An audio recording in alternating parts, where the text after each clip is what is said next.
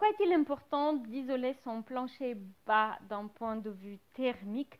Quelles solutions existent pour l'isolation du plancher bas et quelles aides pour faciliter le financement? Je vous propose d'en parler dans la suite de cette vidéo.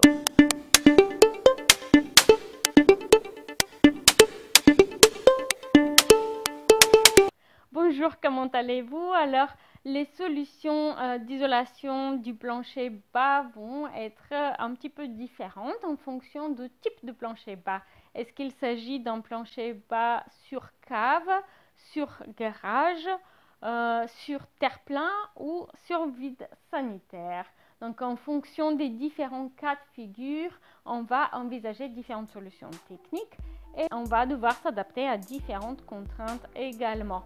Sachez que actuellement, au moment où je suis en train de filmer cette vidéo, il est possible de bénéficier d'aide de l'État pour la transition énergétique, notamment pour ce qui concerne les travaux d'isolation thermique du plancher bas.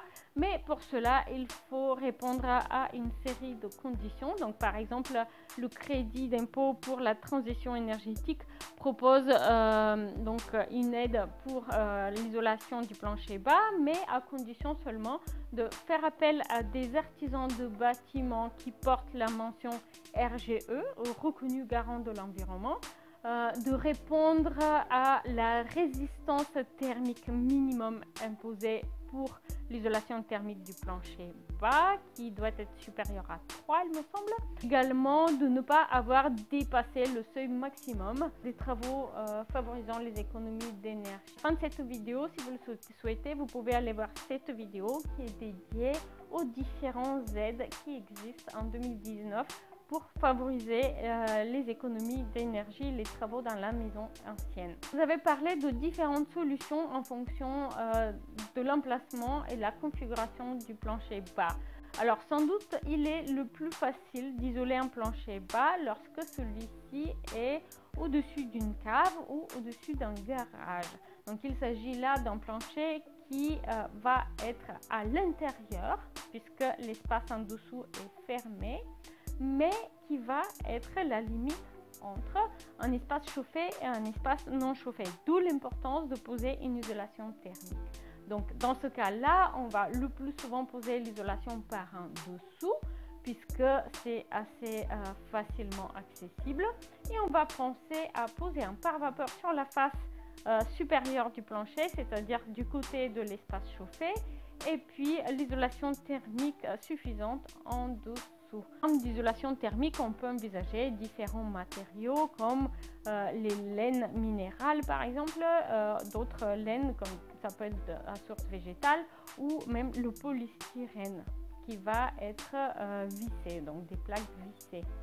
Si vous êtes dans une situation où il s'agit d'isoler le plancher bas d'une maison ancienne sur terre-plein, là, grosso modo, la seule solution qui se propose, c'est d'isoler le plancher par le dessus, ce qui va modifier bien sûr le niveau du sol fini et va impliquer des travaux pour adapter l'aménagement d'intérieur par exemple et les accès.